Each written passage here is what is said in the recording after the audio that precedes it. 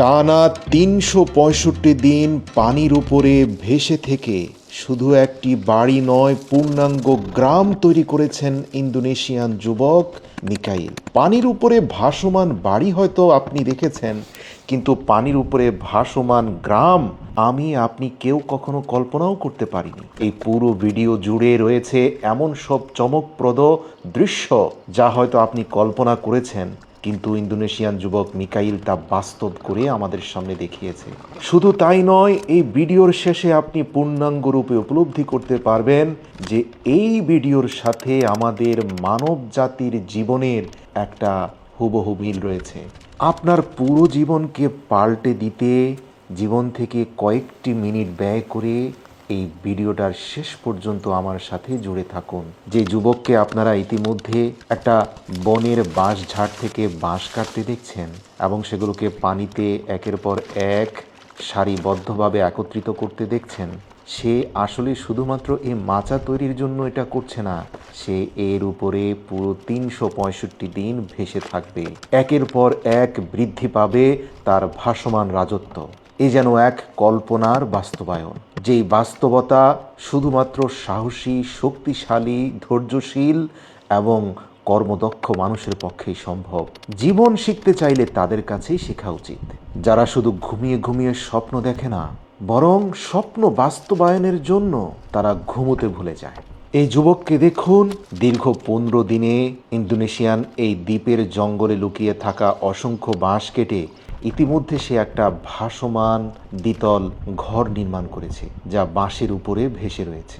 বুঝতে পারছেন তার কর্মদক্ষতা এবং মানসিক শক্তি। বাঁশের পাটাতন দিয়ে সে ফ্লোর পর্যন্ত বানাচ্ছে। তার সাথে সঙ্গী হিসাবে কয়েকটি বিড়াল এবং একটি কুকুর রয়েছে। এই দীর্ঘ ৩৬৫ দিন তথা ১ বছরের এই জার্নিতে সে মানুষকে জীবনের এমন এক শিক্ষা দিবে যা আমাকে আপনাকে জীবন যাপনের পদ্ধতি শিখিয়ে দেবে, শেখাবে হতাশামুক্ত জীবন যাপনের এক রাস্তা। প্রিয় দর্শক, দেখতে পাচ্ছেন লেক থেকে ধরা ঝিনুক আগুনে ঝলসিয়ে সে খাবার খাচ্ছে।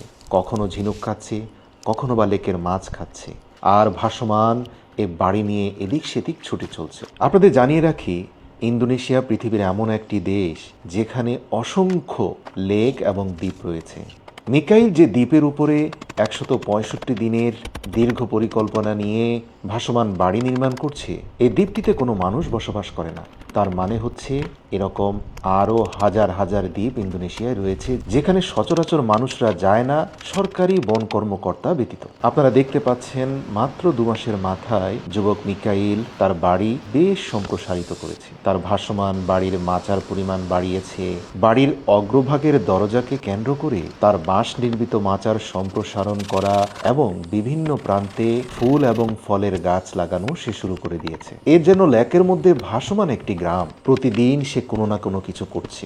নিরবিচ্ছিন্ন কর্ম, নিয়মতান্ত্রিক খাদ্য গ্রহণ এবং একাগ্রতার সাথে কাজ করে যাওয়াই যেন মিকাইলের ধর্ম। দেখতে পাচ্ছেন কত সুন্দর বাঁশের নকশা একটা চেয়ার তৈরি করেছে। যেহেতু ৩৬৫ দিন তাকে এই লেকের উপরে ভেসে ভেসে জীবনযাপন করতে হবে, তাই আয়েশ করে বসার জন্য এরকম একটা চেয়ার দরকার হতেই পারে। শুধু তাই নয়, সুযোগ পেলে লেকের পাশে মেইনল্যান্ডে গিয়ে সে বিভিন্ন ধরনের মশলা, কচি বাঁশ, আরো বিভিন্ন ধরনের শাক, সবজি বা ফলমূল নিয়ে আসার চেষ্টা করে, যা খেয়ে সে বেঁচে থাকতে পারে। এছাড়াও লেকের মাছ তো রয়েছে, তবে বেশিরভাগ সময় আমরা তাকে দেখতে পাই সে অধিক সংখ্যক বাঁশ কেটে তার বাড়ির সম্প্রসারণের দিকে বেশি মনোযোগী। আসলে এই সব বাঁশ দিয়ে সে তার বাড়ির সম্প্রসারণ করতে করতে একটা ছোটখাটো বাগান বাড়ি বা গ্রাম তৈরি করে ফেলতে চায়, যেখানে কৃষি ক্ষেত খামার থাকবে, বাগান থাকবে, মাছের চাষ করবে, ফুল গাছ থাকবে, ফল গাছ থাকবে, সবজি গাছ থাকবে, আর সব নিয়ে সে ভেসে ভেসে লেকে বেড়াবে। আর লেকের মেইনল্যান্ড থেকে সে যত বাঁশ সহ নিজের প্রয়োজনীয় জিনিসপত্র নিয়ে আসছে সংগ্রহ করে, এই সবই অত্যন্ত কায়দা করে তৈরি করা একটা বাঁশের নৌকো চালিয়ে সে নিয়ে আসছে। আর এই নৌকোটার দুই পাশে দুটি ঘূর্ণয়নশীল পাখা রয়েছে, যা পা দিয়ে অনবরত ঘূর্ণয়নের ফলে নৌকাটার সামনে পেছনে এগিয়ে চলে। দেখতে পাচ্ছেন ইতিমধ্যে তার ভাসমান বাড়ির মধ্যখানে একটা ভাসমান অ্যাকোরিয়াম তৈরি করেছে, যার মধ্যে কয়েকটি পদ্ম ফুল রয়েছে এবং নদী থেকে ধরা কিছু মাছকেও সে এখানে আবার বংশ বিস্তারের জন্য রেখে দিয়েছে। মানে পানির উপরে এ যেন এক নতুন মাছের অ্যাকোরিয়াম। শুধু তাই নয়, তার উপরে বাঁশ দিয়ে একটি চমৎকার মাচাও সে তৈরি করেছে। আর এই যে লেকের পাড়ে মেইনল্যান্ডে গিয়েই যে সে কচি বাঁশ লতাপাতা নিয়ে আসে, এগুলো আসলে এক ধরনের ইন্দোনেশিয়ান সবজি। এগুলো আবার সে তার মাচাতে ঝুলিয়ে রাখে রোদে শুকানোর জন্য, যাতে দীর্ঘদিন সংরক্ষণ করে সে ধীরে ধীরে খেতে পারে। মিকাইল ইতিমধ্যে ঢেঁড়স, ধুন্দুল সহ আরও বেশ কিছু শাকসবজির গাছ লাগিয়েছে, যেগুলো থেকে ইতিমধ্যে ফুল বের হওয়া শুরু হয়েছে। কিন্তু তার বাড়ির সম্প্রসারণ বন্ধ হয়নি। সে প্রতিনিয়ত কোনো না কোনো কাজে ব্যস্ত। হঠাৎ তার মাথায় আসলো তার এই ভাসমান গ্রামের মধ্যে ধান চাষ করা উচিত। যেই চিন্তা সেই কাজ। ভাসমান মাচার উপরে কাদামাটি লেপটে দিয়ে সেখানেই ধানের চারা বুনে দিল। মিকাইল আমাদের দেখাচ্ছে মানুষের সর্বোচ্চ কর্মক্ষমতা এবং সম্ভাবনা। এই পৃথিবীর বুকে মানুষ যে সৃষ্টির শ্রেষ্ঠ জীব, তার একটা জ্বলজ্যান্ত উদাহরণ হচ্ছে তার এই ভাসমান বাড়ি। যেহেতু মানুষ সামাজিক জীব, কাজেই সে যেখানেই যাবে প্রতিনিয়ত তার কর্মকাণ্ডের সম্প্রসারণ ঘটতে থাকবে। সে স্বপ্ন দেখবে, সে ব্যর্থ হবে, পুনরায় ঘুরে দাঁড়াবে, নিত্য নতুন সৃষ্টির পেছনে সে দৌড়বে। ব্যর্থ হতে হতে এক পর্যায়ে সে সফল হবে, কিন্তু সে তার চেষ্টা থামাবে না। এই যে বাঁশের কঞ্চি নির্মিত একটা বিশেষ খাঁচা সে তৈরি করেছে, এর পেছনে একটা উদ্দেশ্য রয়েছে। দেখুন, কয়েকটি ছোট মাছের টোপ দিয়ে তার সেই পা দিয়ে চালানো বিশেষ নৌযানের অগ্রভাগে খাঁচাটাকে রেখে সেটাকে নদীর পানিতে ছেড়ে দিল। শুধু তাই নয়, ভাসমান পানি থেকে কয়েকটি কাঁকড়াও ধরে নিয়ে আসলো এবং তার খাঁচাটা দীর্ঘক্ষণ লেকের পানিতে ডুবে থাকার ফলে বেশ কিছু মাছ এবং সামুদ্রিক খাবার সে পেয়ে গেল। প্রিয় দর্শক, ইতিমধ্যে 6টি মাস কেটে গিয়েছে। মিকাইলের বাঁশের সেই ভাসমান নৌকাটি একটা পূর্ণাঙ্গ বাগান বাড়িতে রূপান্তর হয়েছে। মিকাইলের এই বাড়িতে রয়েছে একটা মাছ চাষের ছোট্ট অ্যাকোরিয়াম, রয়েছে ধান ক্ষেত, এমনকি বড়শি দিয়ে মাছ ধরার জন্য আলাদা একটা বড়শির গ্রাউন্ড রয়েছে, যেখান থেকে সে মাছ ধরে দৈনন্দিন প্রোটিনের চাহিদা পূরণ করছে।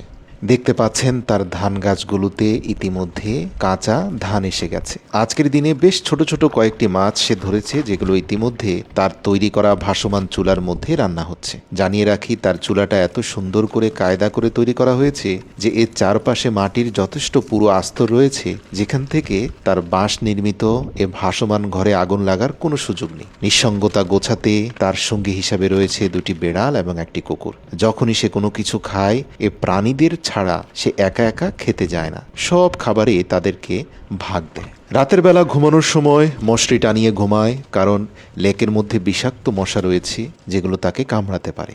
আজকে সকালটা দেখুন না, দীর্ঘ 6 মাসে তার ভাসমান বাড়ির আঙিনাটা কত সুন্দর ফুলে ফলে ভরে রয়েছে। ঝকঝকে রোদেলা দিনে নৌকো নিয়ে সে তার মেইনল্যান্ডে চলে গেল।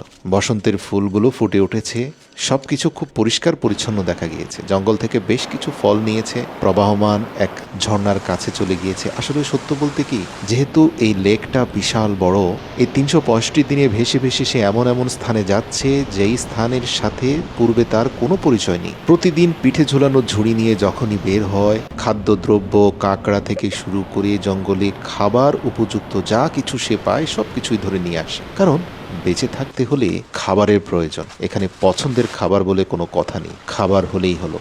সময় গড়িয়ে যাচ্ছে, তার বাগানে শসা, ধুন্দল, এমনকি কলমি শাকগুলো খুব তরতাজা হয়ে বেড়ে উঠছে। প্রথম 6 মাসে খুব একটা শাকসবজি খেতে না পারলেও এখন তার ভাসমান বাগান থেকে যথেষ্ট শাকসবজি সে প্রতিদিনই খেয়ে থাকে এবং নিত্য নতুন রেসিপি সে ট্রাই করে। কোনোদিন বাঁশের ভেতরে ঝিনুকের মাংস ঢুকিয়ে সেদ্ধ করে খায়, সাথে আবার কিছু শসা কাঁচামরিচের সাথে ফ্রাই করে বিভিন্ন লেকের খাবার খেয়ে থাকে।